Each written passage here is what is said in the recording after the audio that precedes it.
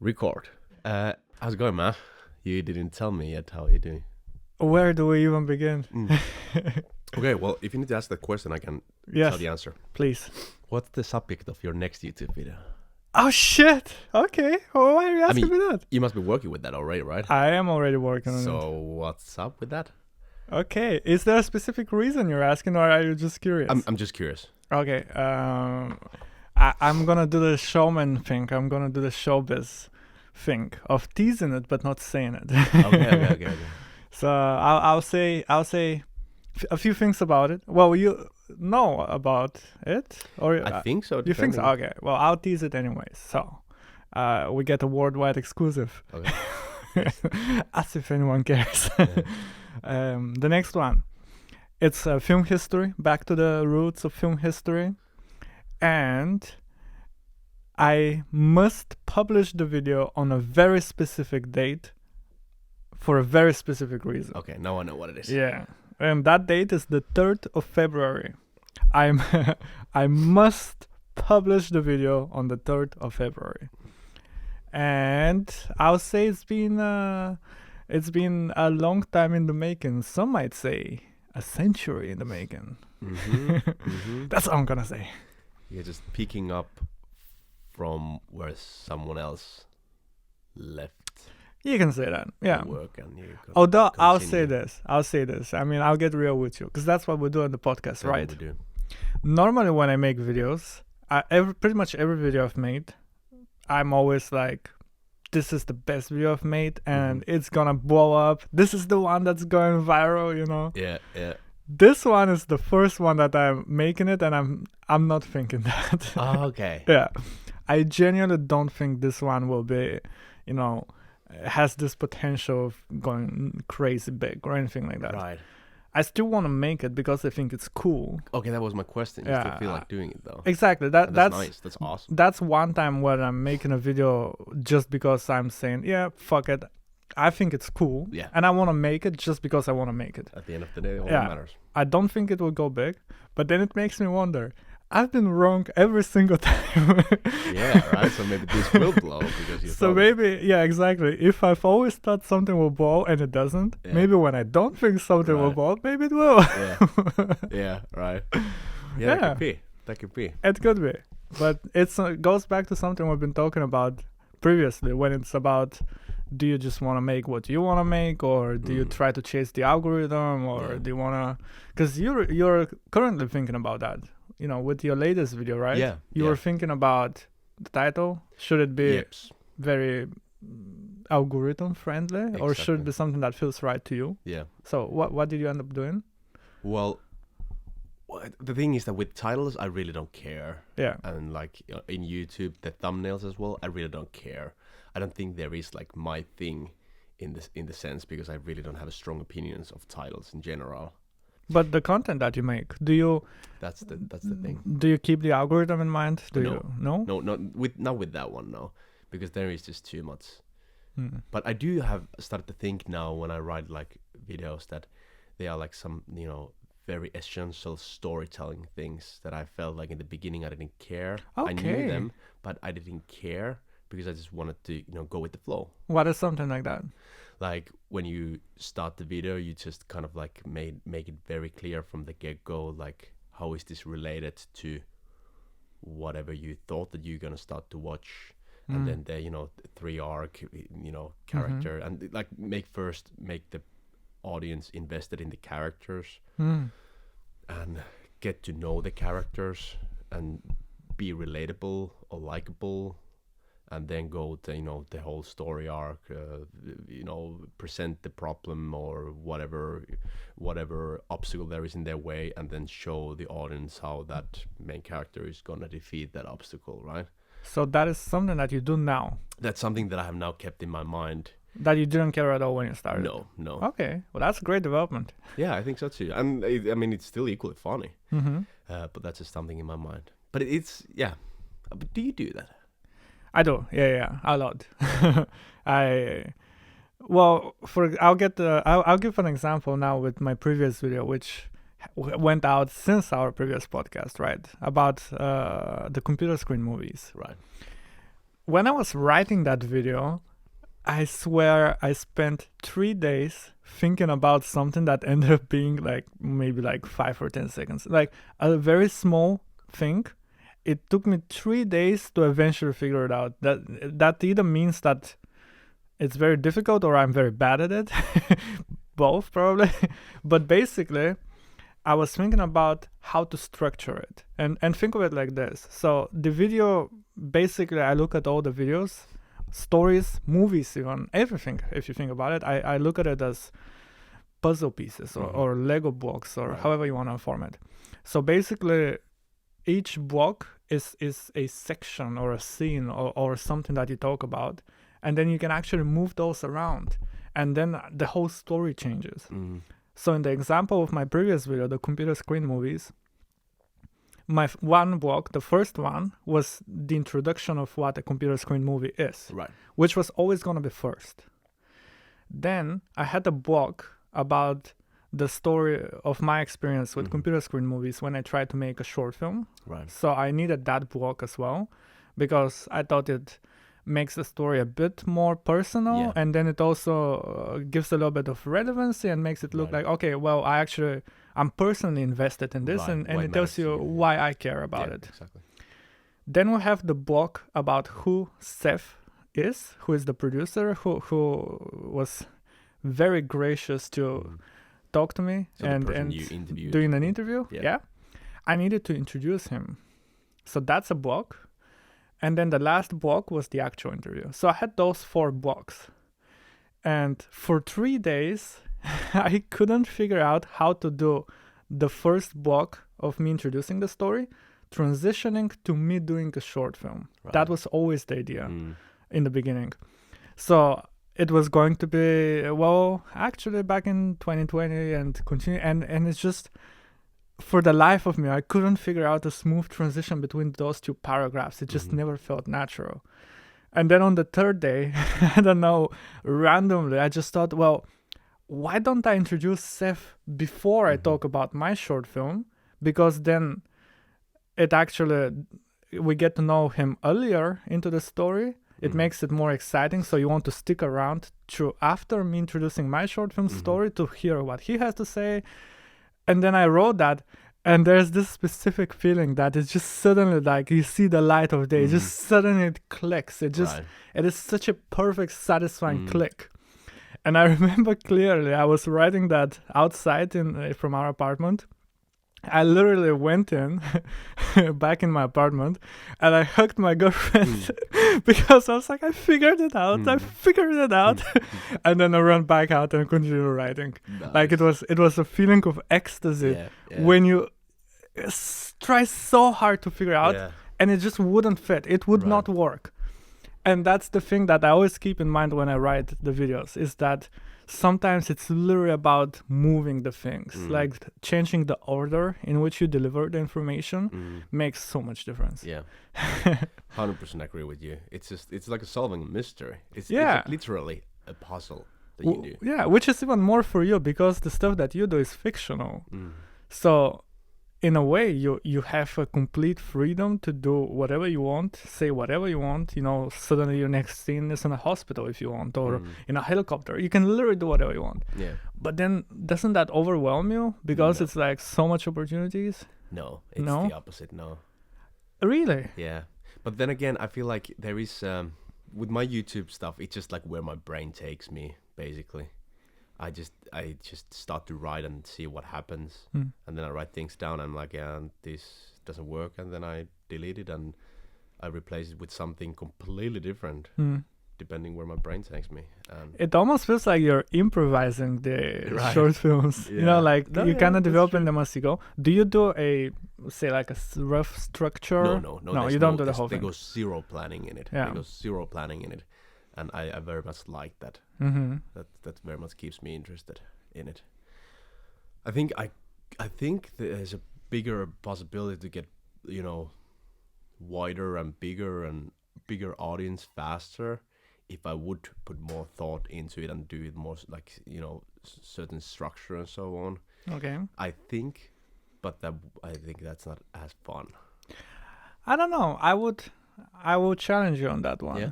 Because Challenge accepted. mental challenge. You beat my ass in anything else. I think there's this misconception, but also depends how you look at it. It's something positive or negative, or discouraging or encouraging. Right. Is that hard work, right, doesn't necessarily means good results or anything, pretty much.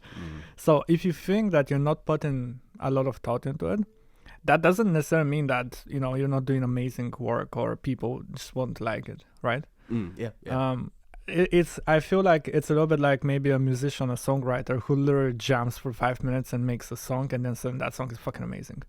It was maybe easy for him. He didn't put much thought into it, but hey, it was great. And then you have maybe someone who trying to write a song for a month, and it's just like, okay, cool tune, but that's about it. Yeah, that's true. Yeah. But I guess that's different. Like that makes it. I think like with my strategy, I can make 100 videos, and one of them are super good that people like.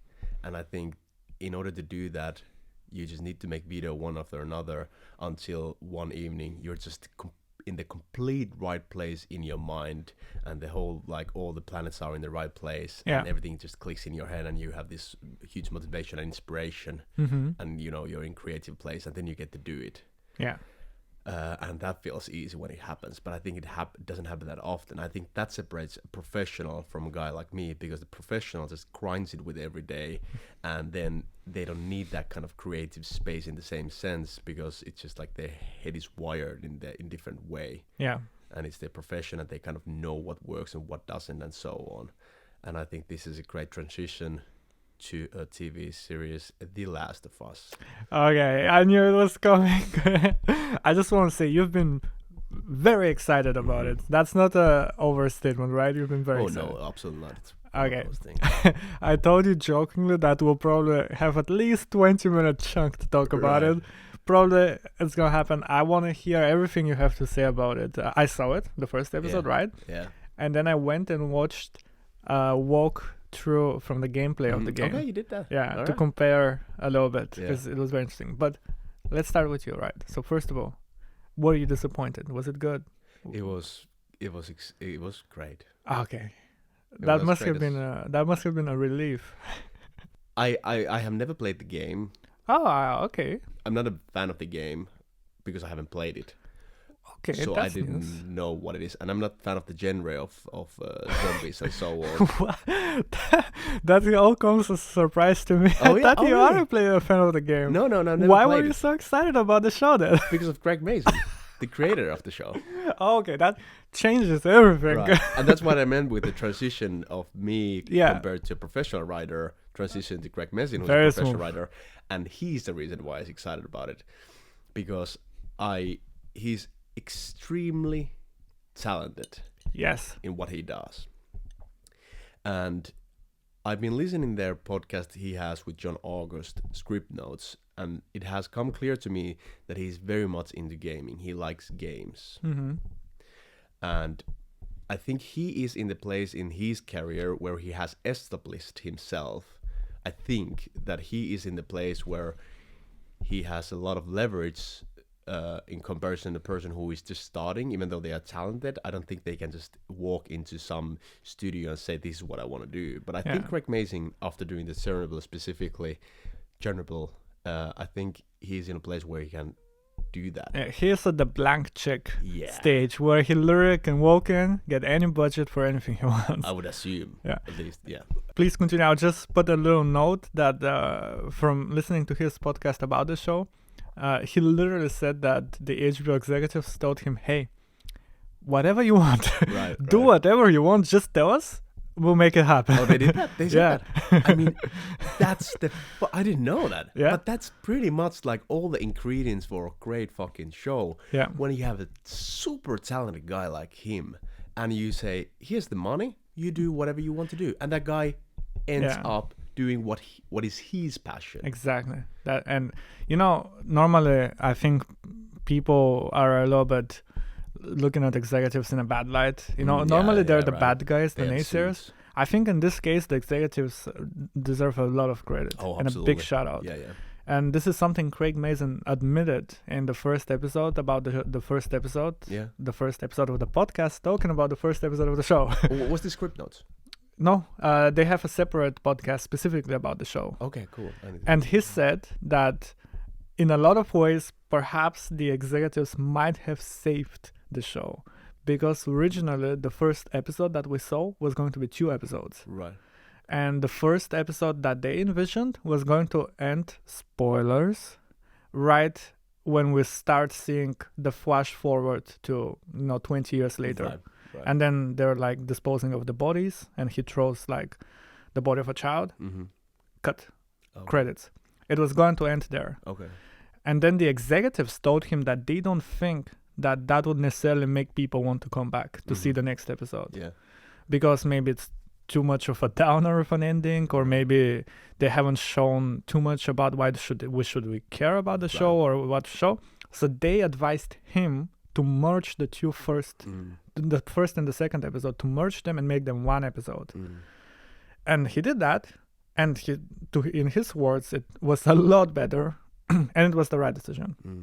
So I just want to say shout out to the executives who actually are encouraging and give good advice.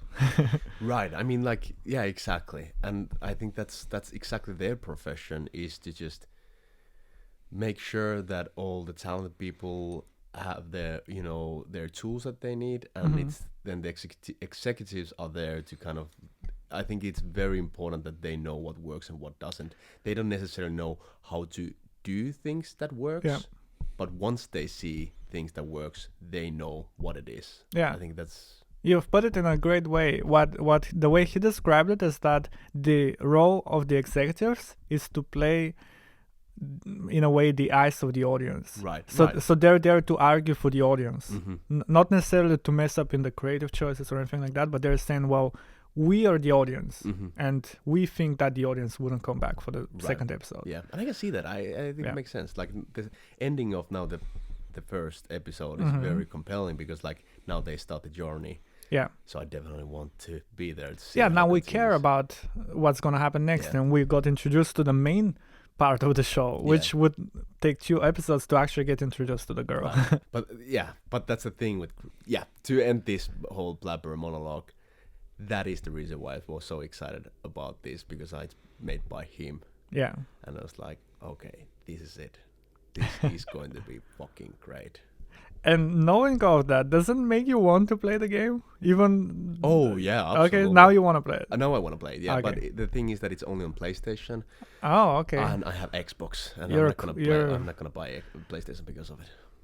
I was going to make a joke about it, but I don't know what the dynamic between Xbox and PlayStation is. Like, who's the cool guy and who's... I don't know. I really don't know. I think we are all just fucking bunch of nerds.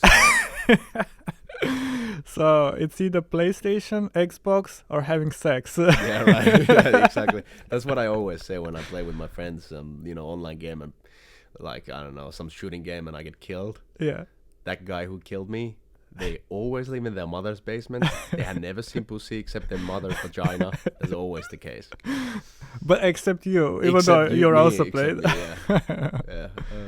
So that's how. But I gotta say, it's super funny how the conception of nerd has changed so much. When I was a kid, nerd, that was not a cool thing. No? Now I think being a nerd is actually fucking cool, because you're a...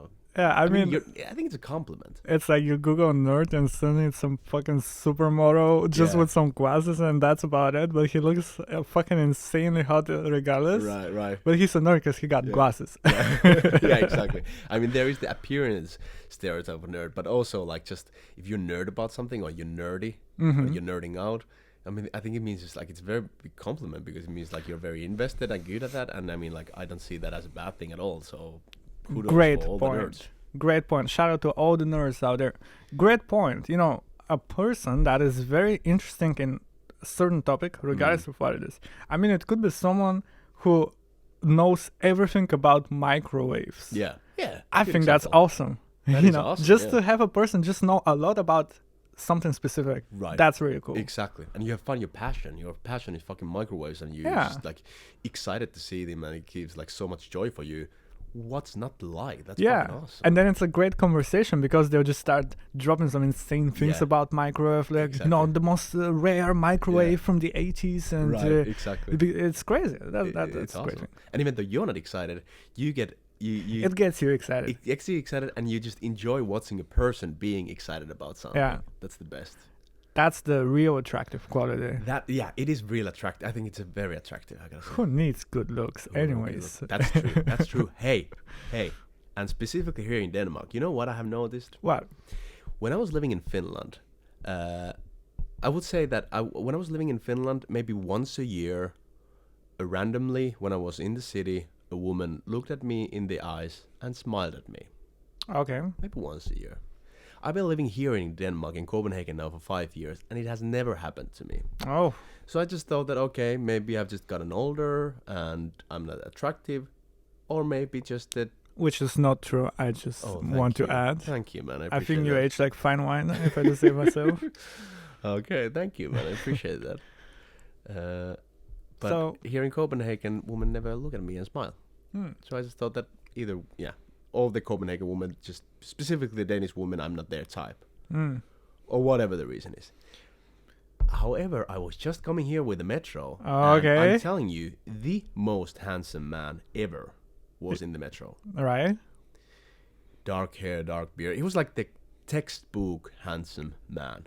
Mm-hmm. I mean, I was wet all over in You're my... second guessing your relationship. I'm second guessing all my sexual orientation and whatnot. He was extremely attractive man, and he even had a child, which I think that kind of like father image makes you even more attractive when you have a Damn. small kid in there and you like playing with the kid. He right? had it all. He had it all. I'm telling you, man. And I was there just with my bitchin' eyes, like bitchin' eyes looking at him, Yeah. right? And there was a lot of women coming in the metro, and none of them gave him the eyes. None of them looked at him and smiled. So I came to the conclusion that it's not me. It's definitely not It's you. not me. If you're not getting any looks, we're all doomed. I'll just say that much.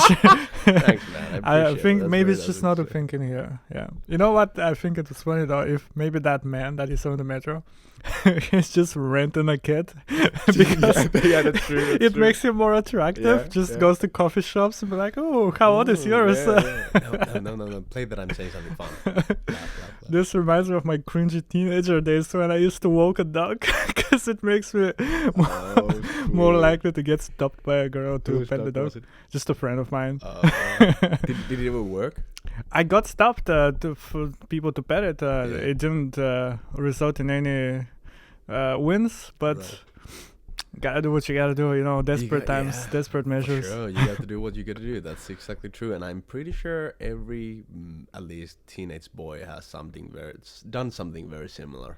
Yeah, one way or another. it's just part of being a teenage boy. It's It just is, how it right? is. Yeah. We're programmed.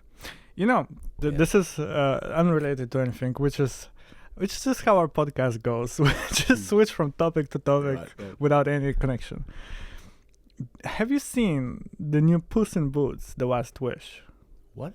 The new movie Puss in Boots: No. The Last Wish. It's like a Shrek spin-off. You know, Shrek. Okay. Then there's the cat Right. from Shrek with Oh, the yeah. sword and everything. Yep, I know. And then there's a spin-off for that Okay. cat.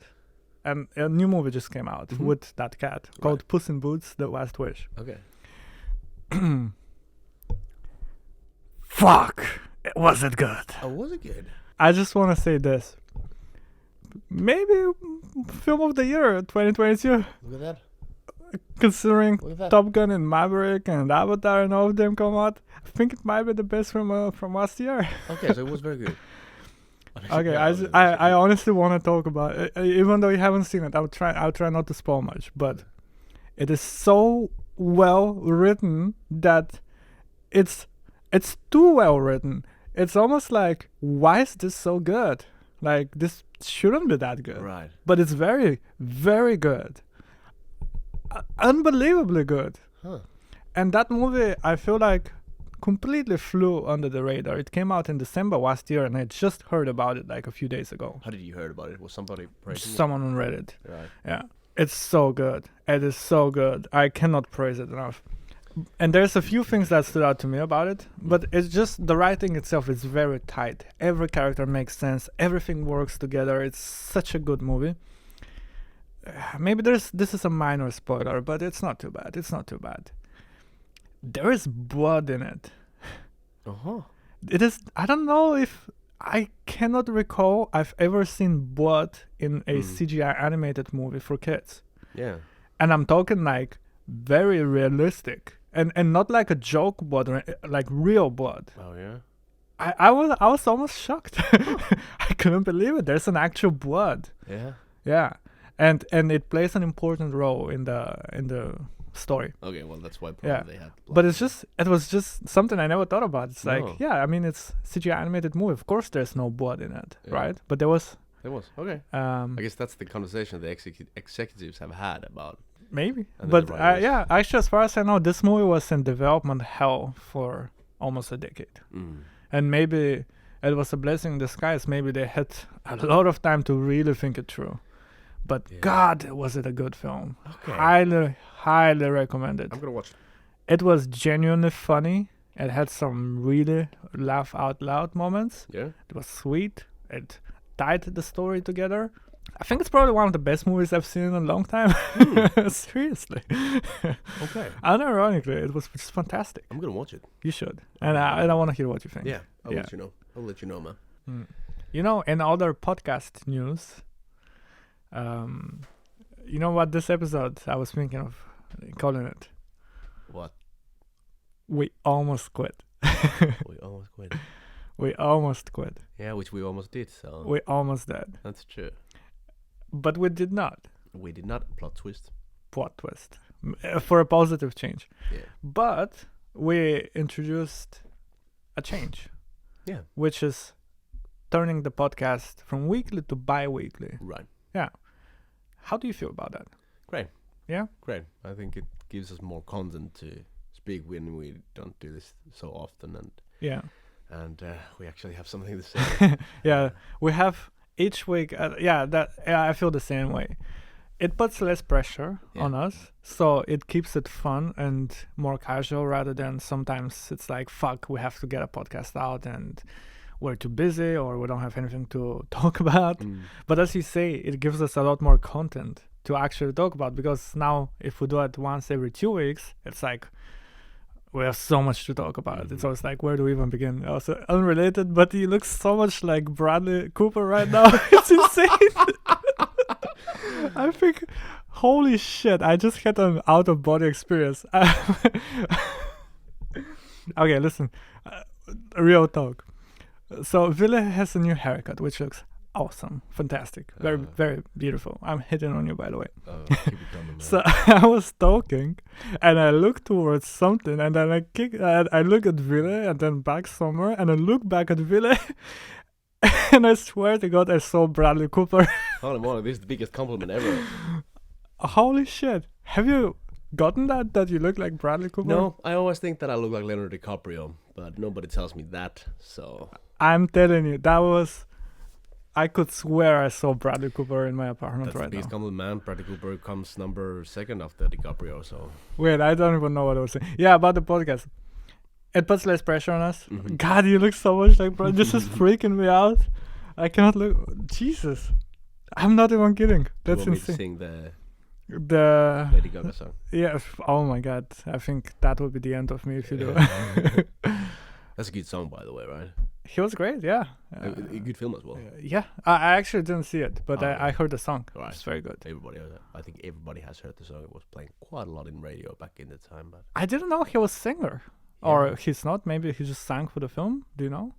No, I don't know if he actually makes music as well. God, he looks so much like him. What the fuck? But he's a great singer. But then again, I think most of the actors are, right?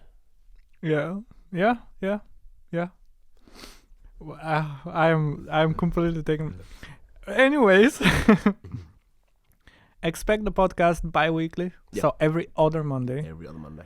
And that would allow us to give better podcast, have more fun with it, more banter, more content, more things to talk about.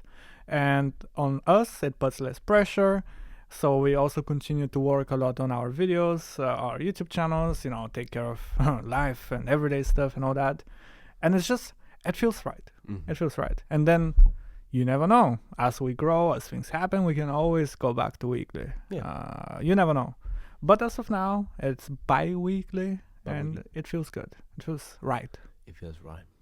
Yeah. Those are the right words, man. Wise words. Right words. Bye. Weekly. Hello. This is we stopped recording. I just want to say that I asked Ville to record again, just so I can say that was a very nice joke. Great joke. Bye. Weekly.